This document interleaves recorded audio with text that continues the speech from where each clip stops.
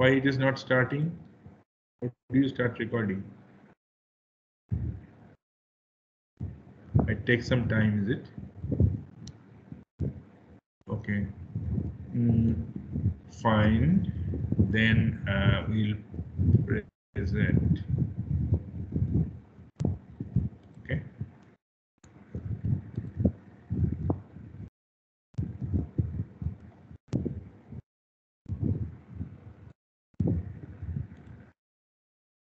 Yes.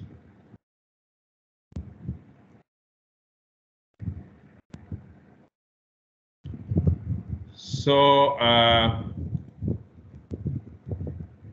think we kind of we were starting chapter 3. Today we'll finish chapter 3. We'll talk about chapter 3. So we were seeing how the various what we were doing in the last class is to see that if a number of elements are connected in series, they're generally connected in series, and they are so if there are several sort of subsystems which make up a system, and each subsystem has a. By the way, can you hear me? It's too late to ask. Hello. Can you hear me? Yes, sir. Yeah, and you can see my screen as well, right? Yes, sir. Thank you. So let me go back. So so what we are, so these, take the pen. So as we can see that there are a number of systems connected. Each one has a characteristics. We know the subsystem characteristics, that generally it is this is the most strongest component of the output, which is due to the desirable input, and then there are some nonlinearities. There may be some offsets. There may be some effects of. This is the effect of what kind of input? This term is the effect of what kind of input? Modifying inputs. Right, thank you. And this is the effect of what kind of input? Somebody else? Interfering. Thank you. So and we can see that we can, one output is being fed as another input. So you can now substitute, you get this value of input, that is the mean value, and then you can substitute it to this input output equation to get the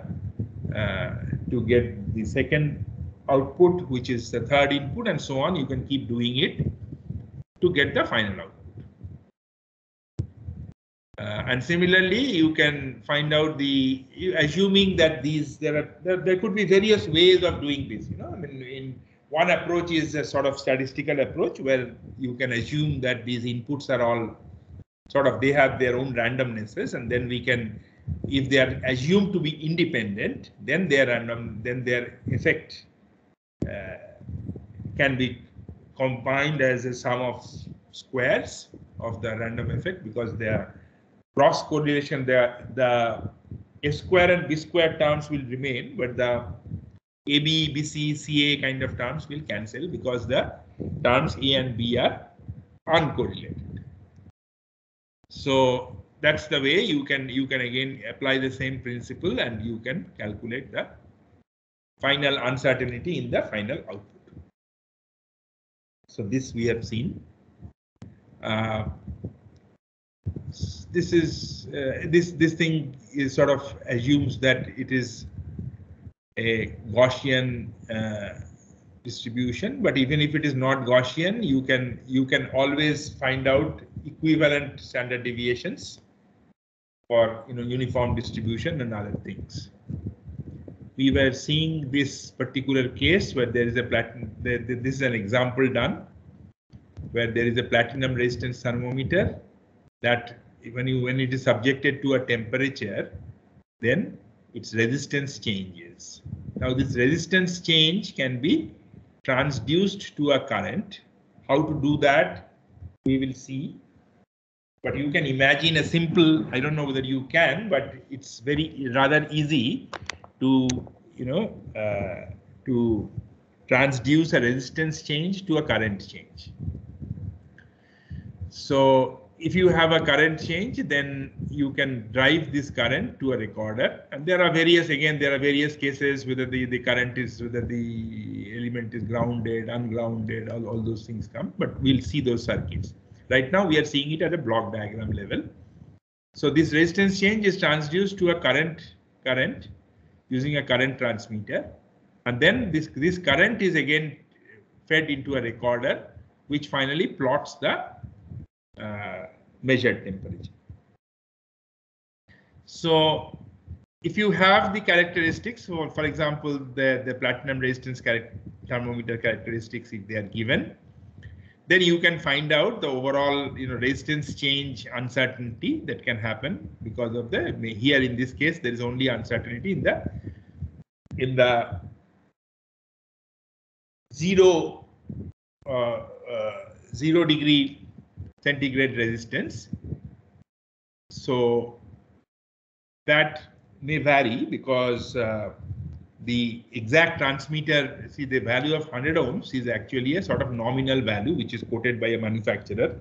But when you take an individual element from a batch of production, then you may get a slight variation. And if you want to understand that without any calibration, if you use it without individually calibrating, if you use it, then what kind of errors you get, then here you can put, so they have put, you see, sigma R0 is, we discussed this. So this turns out to be a sort of a maximum. If you take plus minus 3 sigma, then this turns out to be a plus minus about 0.1 degree, 0.1 ohms. So it could be 99.9 ohms or it could be 100.1 ohms.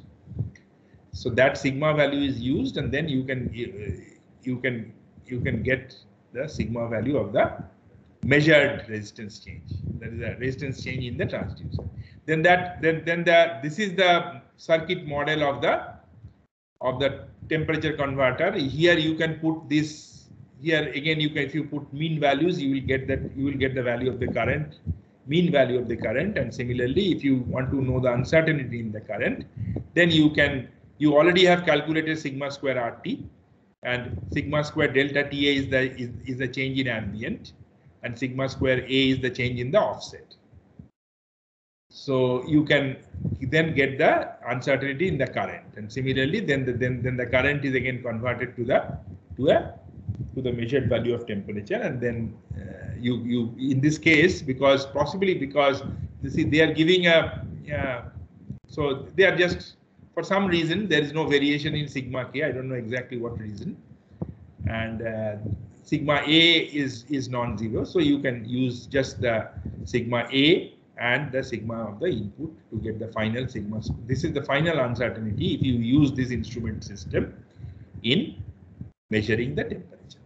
So it's very, we will in tomorrow's class we will actually see practical data sheets of sensors, and we'll try to do some problems and see how all this theory is applied. But right now we are just looking at the theory.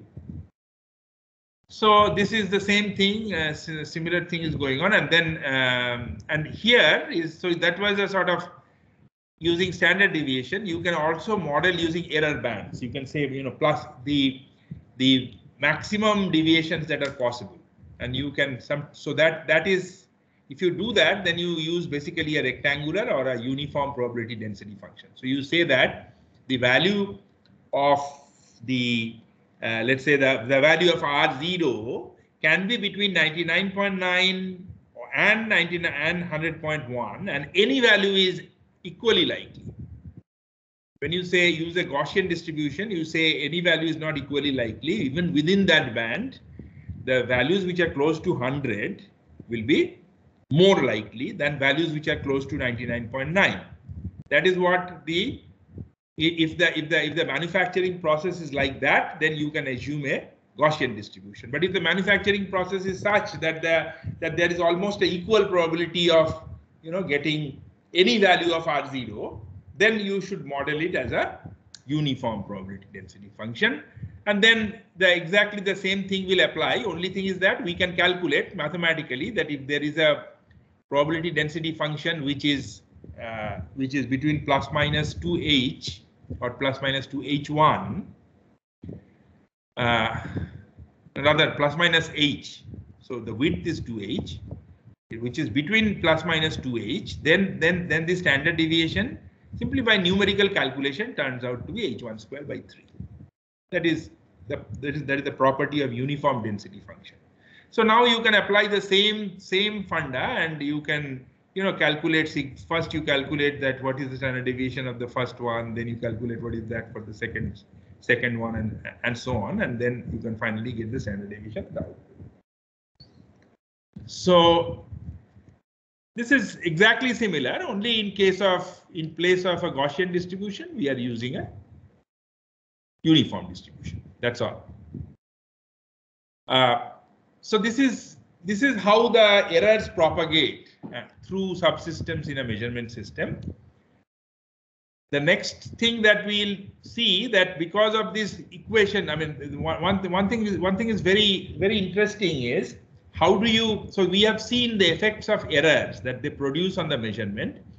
So in the design of a good measurement system, this is an art, and I mean, this is a very much more complex subject, so we will not get into it. We are, as I said, that our objective is to take a user's point of view. So we are not designers of measurement system. Design of measurement system is an order of magnitude more complicated task, and requires a lot of, I mean, requires much more knowledge and experience, etc. So we don't hope to be at that level. However, we are just seeing that in the typical, what are that? So once you have the effects, then you can easily see some very once you see that how they produce error, it's a natural thing to come to your mind that how can we stop these errors from occurring, and there are a number of ways. So now you see that suppose this is an element which is affected by, you can see that this dotted line represents let's say a sensing subsystem which is affected by, suppose, an interfering input. So if it is affected by an interfering input, then how do you compensate for the error produced by this interfering input? You can actually put a compensation element which will produce an output which is exactly opposite of this, and then add them. This is called compensation. So you see that when you are measuring with a, let's say a thermocouple, the example given in this book is also that of a thermocouple. So the thermocouple reading is dependent on the temperature of the measuring junction and the temperature of the reference junction. So the reference junction temperature provides an interfering input.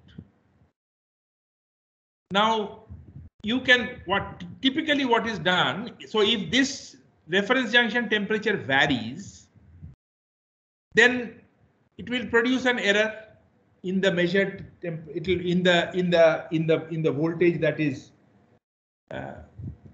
the output of the thermocouple. So what you can do is, you can, with this voltage which is coming out of the thermocouple, we'll see these circuits when we study thermocouple, you can actually put another temperature sensor, use another temperature sensor which is subject to the same ambient temperature, and then you can, so there are many ways of doing this. So for example, let me show you. There are so these compensations are,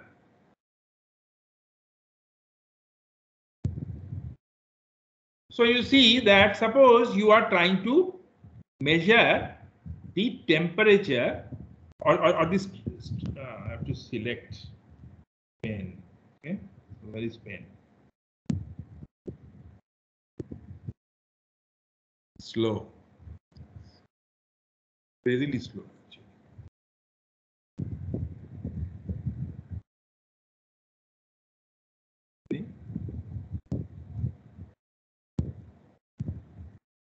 Yeah. Okay. So suppose we are measuring strain, right? So there is a strain gauge, which is nothing but a resistance. Now you see that circuit wise, and suppose these are fixed resistances.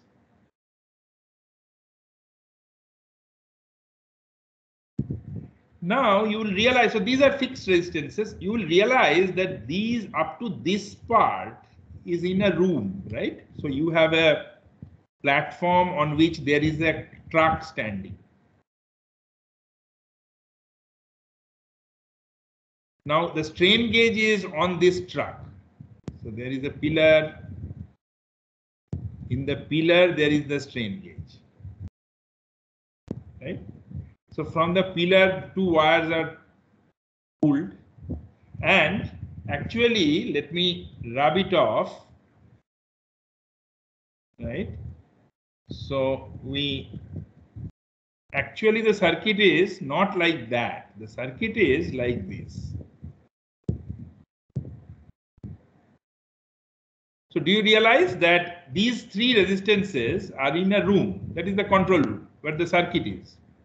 And this strain gauge is far away from that control room, and it is under the pillar. So there is a long wire. This is wire 1. What happens? So this is wire 1. This is wire 2. So the resistance change is happening here due to strain, but there is resistance change all through these wires due to the ambient temperature.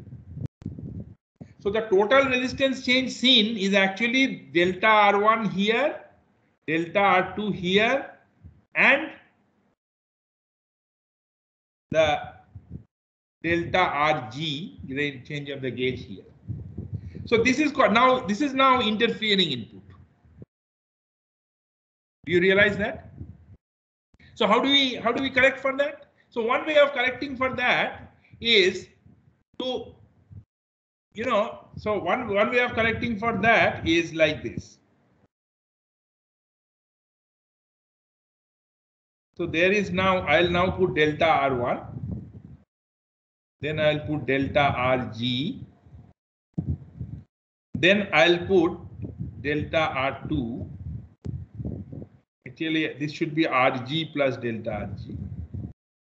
And then, so the wire is connected here. Now, if I make my connection from here, where I put another delta R3, so I'm running 3 wires. So I'm running 1 wire. So I am running another wire from here. Let me put a different color so that you can easily understand. So I am running another wire from here, and I am taking output voltage across this. This is my output. So now you see that what happens is that this delta R2, sorry.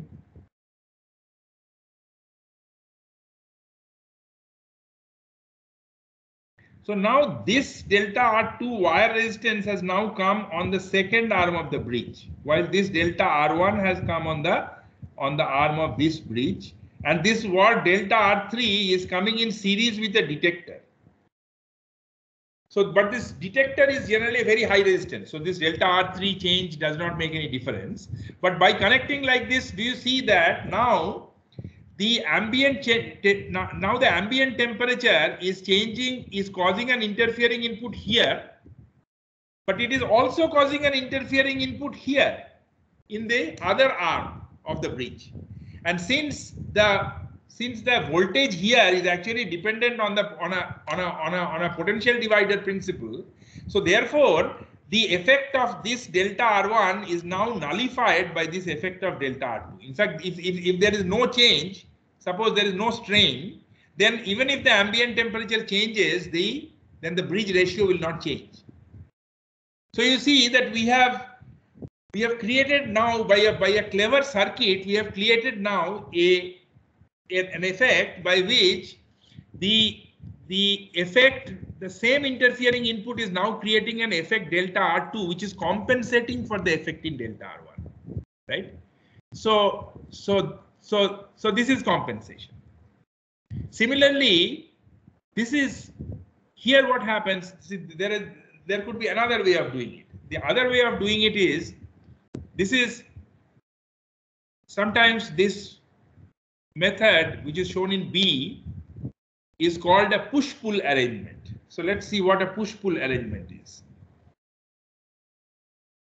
For the same strain gauge case. So the strain gauge case, so now what we do is we suppose we are trying to hang. Suppose the strain gauge is I mean I'm just showing you this because it's easy to explain quickly. There are various geometries possible. Suppose we are hanging a weight. This sort of arrangement, this is called a cantilever. This is called a cantilever. And this is used in many small weighing instruments because of high sensitivity. So now you put your strain gauges, you put one strain gauge on the top, another strain gauge at the bottom, right? So now when you hang a weight W, then do you see that this will tend to bend? This will tend to bend,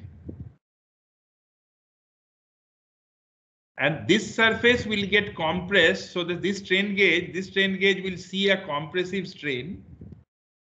This strain gauge will see a compressive strain, and this top strain gauge will see a tensile strain. So their resistance changes. This resistance will change as delta R1, and this resistance change will be minus delta R1. So we have deliberately put another strain gauge so that the effect of the weight is producing delta R1 here. Oh, sorry.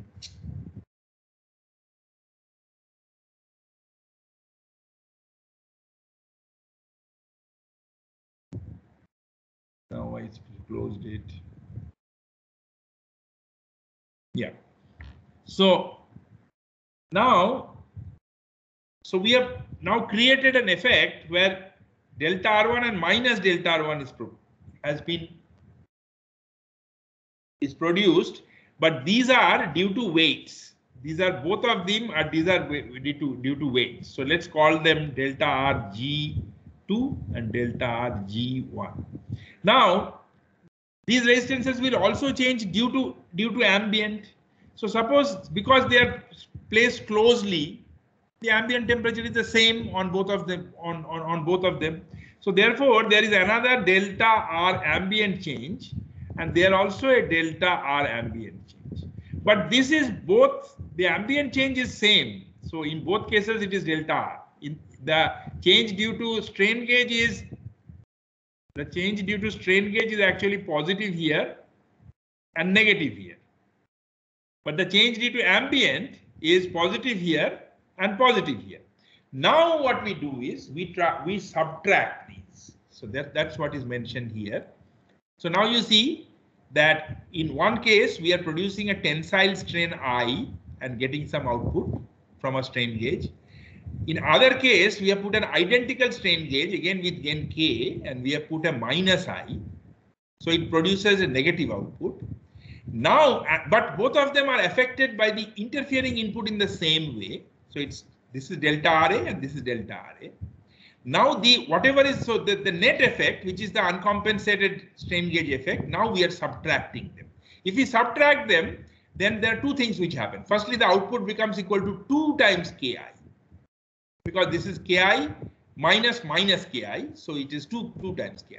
But the effect of the interfering input, because they are of the same sign, goes out, right? So you see that this is another approach of removing interfering inputs. There is another input, which is another technique which is often used in very accurate instruments. That is called the feedback architecture. So do you realize, in fact, those who have studied control systems, so do you realize that if you have a gain K here and a gain of the sensor K, say this is an amplifier, this is the gain K of the sensor, some sensor, let us say S, and this is the output, and that output is now fed back by a feedback in a feedback configuration. So if in this configuration between I and O, what is the, can somebody say what is the transfer function between I and O? In this case, there's no Laplace transform, just simple gain. So O by I is equal to what in terms of K, Ks, and Ks? Can you say?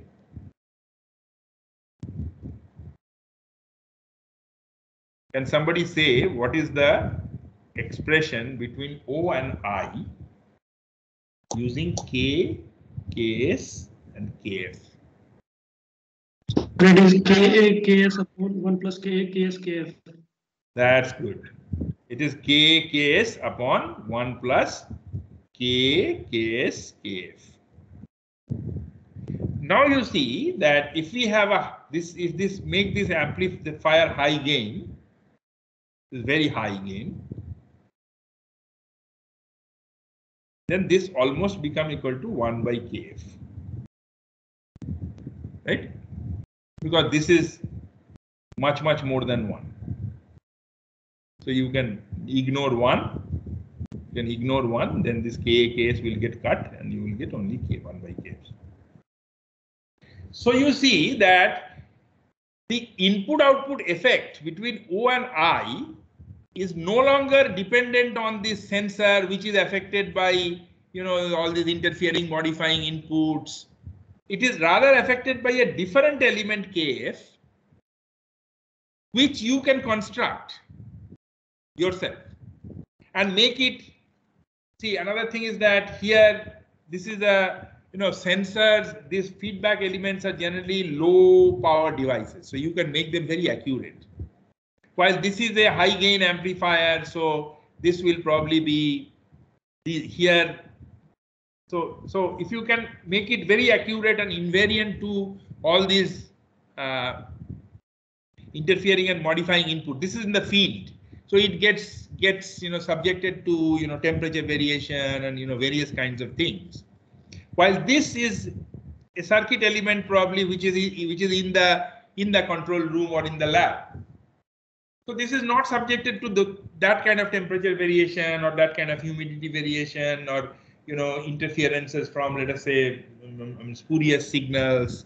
So it is much easier to control the characteristics of this rather than the characteristics of the sensor, which is in the field. So sometimes that's why we construct such arrangements, and then the output becomes dependent, basically controlled by Kf, and we can,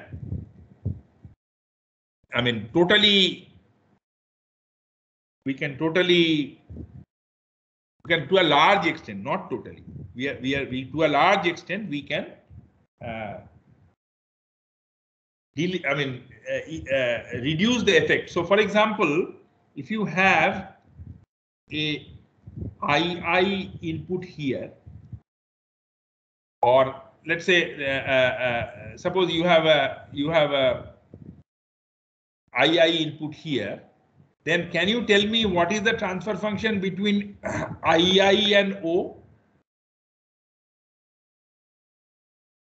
If there is a interfering input entering the measurement system at this point, then what is the transfer function between II and O?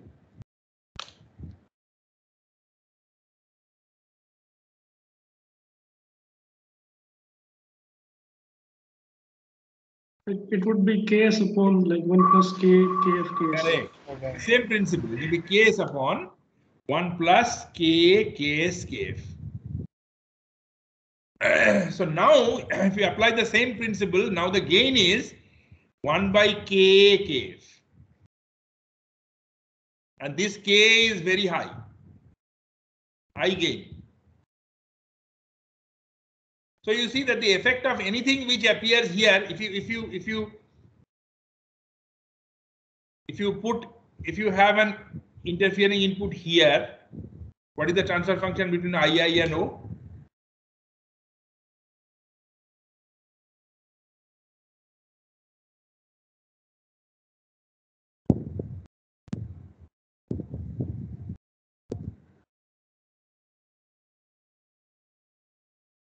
Then it would be 1 in the numerator. Right, there will be 1 in the numerator. So it will be even less. So it will be, for this, it will be 1 by 1 plus K, Ks, Kf. So you see that the effect of all these inputs which could affect the sensor in the field by this feedback architecture, it is very much reduced. The effect of output, the effect of these disturbances do not come in the output. This is one of the key properties why feedback control is used everywhere. That it makes the relationship between O and I to be totally to a very large extent independent of the forward path disturbances. But at the same time, you have to remember in the context of the control system, it may not have been emphasized that the control system is all control systems are very susceptible to any change in this. So this is usually the sensor. So in another sense, this is why instrumentation is so critical for all control applications. Because the total characteristic of the control loop depends on the sensor characteristic. If this sensor fails, suppose this sensor suddenly opens here. It just opens. Suppose some sensor wire has snapped. This control system will go totally haywire. It will completely stop functioning. It may actually cause a major accident. So that's another reason why instrumentation is so important, because I said that the instrumentation is one of the reasons why instrumentation is important is that in modern day life, we are always looking for data. So where is data coming from? From the instrument. So if you want to do anything, optimization, machine learning, whatever you want to do, you will need the instruments in an industrial situation. The other case is that what are you going to do with all these machine learning algorithms? You are going to apply it in typically you will apply it in some control situation. So but remember that if you apply in a control situation, then that's another important thing. Instruments, control loops are extremely sensitive to instruments. And instruments are very, feeble and, delicate devices. So you are running wires from a strain gauge, and then there are rats in the factory. Rats. Mice. Record size. They almost look like rabbits. So they can actually cut those wires, right? So if the wire is cut, it will drastically affect the performance of the control loop. So that's another very important point for why instruments are very critical. Anyway, so this is the third way of correcting for errors. There is a fourth way of correcting for errors, which is mentioned in the book. So that's what is described here. And there is what is this? Yeah. So now you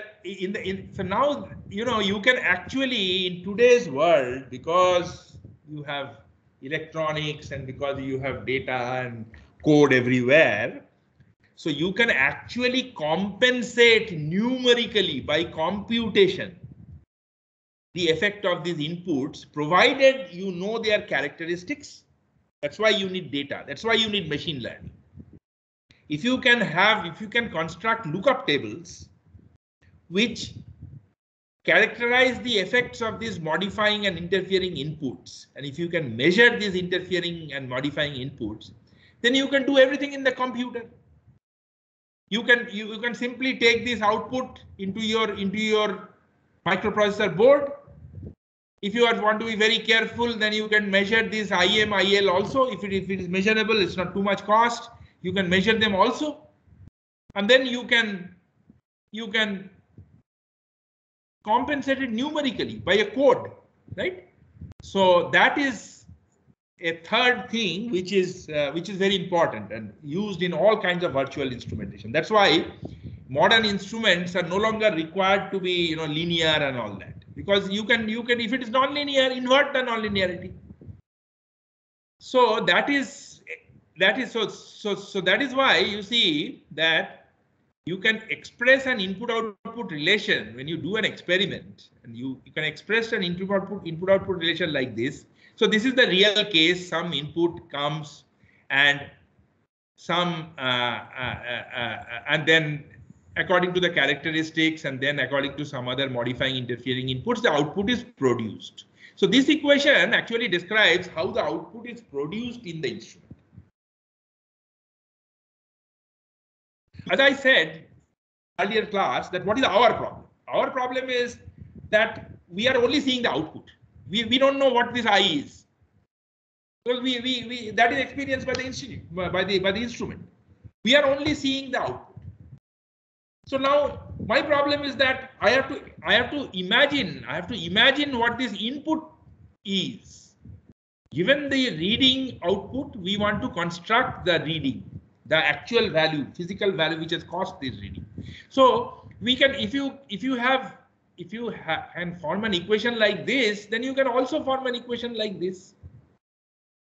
So you see that here, basically the dependent and the independent variables have been changed.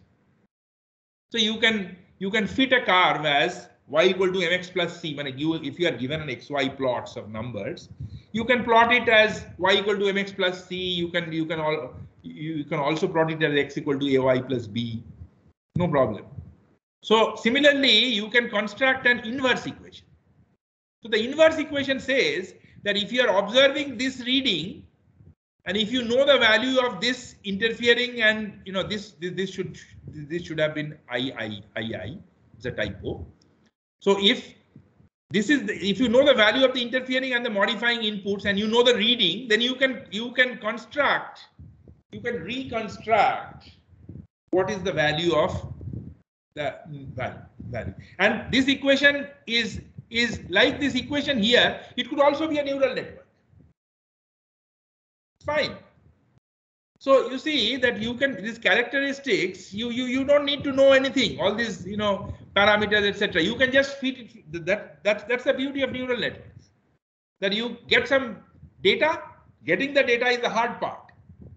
All these car companies are spending millions of dollars to just when they are trying to design all these all these autonomous driverless vehicles.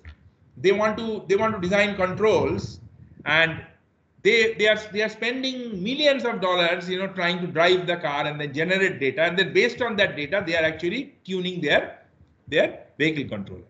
So here also we are using this equation, but we can easily put a neural network which will have three inputs. One will be O, the other will be IM, and the other will be II, and then the neural network will give me a value of I.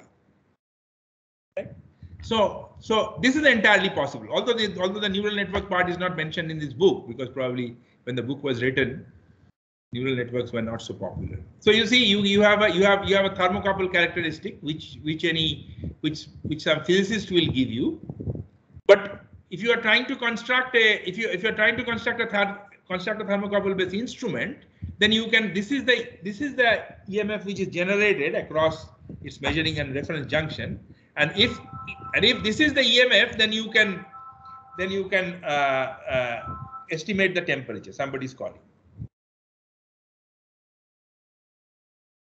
Yeah, hello. আমি এখন ক্লাসে class নিচ্ছি, পড়াচ্ছি, এখন কথা বলতে পারবো না। Thank you.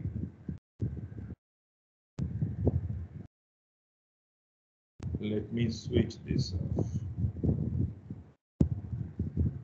Okay.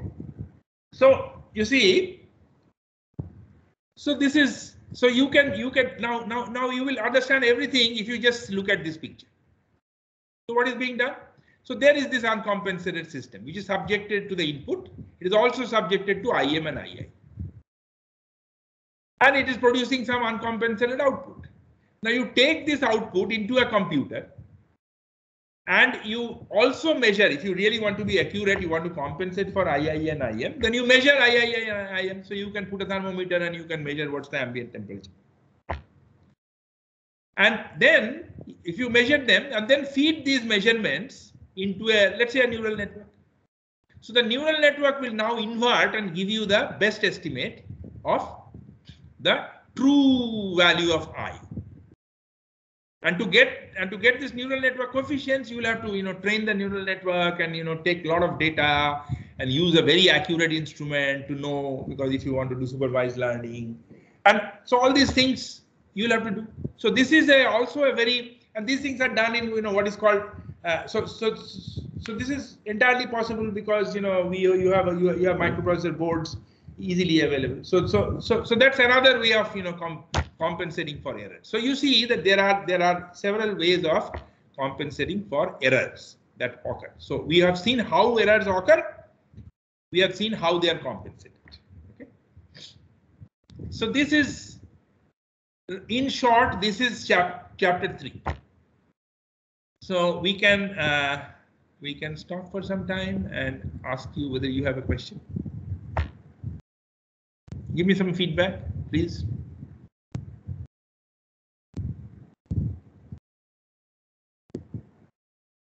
That's a vague question. Give me some feedback. So is there any first question is there any question that you have, something you did not follow, wanted to ask or something? Yep. Do you have a question? No question. Anyone? So I would suggest that, so we have completed chapter 2 and chapter 3.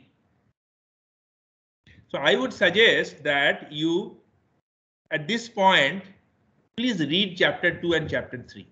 We are following the book, so read the book. Okay, and there are very nice problems given at the end of the book. Also read the problems and see how you can apply, think about it. We will give you the tutorial sheet as given on the 26th. So tomorrow we will actually take up some commercially available data sheets of sensors, and we'll see first we'll see that whether, looking at the data sheet, whether we can make sense of it, whether we understand what is written, or what is the meaning of that. Then we'll see that whether we can compute the error bounds if that instrument is used. Can we get an idea of the error bound from the specifications given? So this is something that we will do in the next class, which is tomorrow at 8 o'clock. So if you want to appreciate it, then reading chapter 2 and chapter 3 will help.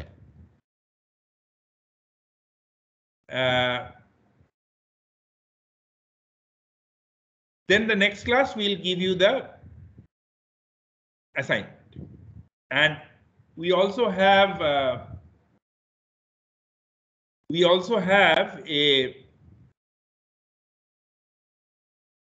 yeah. So let's go to see, if we see chapter 4. We'll complete chapter 4 actually in a chapter 4. You know everything already. So we'll hardly talk about it. We'll only make some comments. So in chapter 4 is dynamic characteristics of measurement systems. So we'll talk about chapter 4 on Thursday. First, we'll talk about the static characteristic of instruments and errors that we have studied so far. in tomorrow's class. But the dynamic characteristic of the instrument is extremely simple. You already know it. So for the dynamic characteristic applies when the input signal is varying, changing with time. So then the dynamic characteristics, there is a time constant, etc., are important. So and we know how to model things. So this chapter talks about first order dynamics and second order dynamics and transfer function and Laplace transform and all that, which is all known to you. So we will probably cover chapter 4 in just 10-15 minutes, because everything is known to you. See, all these creating the this sort of modeling and then having a transfer function, and then we'll go through it, but it's all known to you. So we will see what the frequencies, particularly for motion measurement sensor. These things are very important, because typically the velocity, acceleration, etc. rapidly vary. Temperature is generally a very rather somewhat slowly varying variable. But velocity, acceleration, the more you differentiate, the faster it will vary. And then if you are trying to measure that, then the physical and then the dynamic characteristic of the instrument will come into play.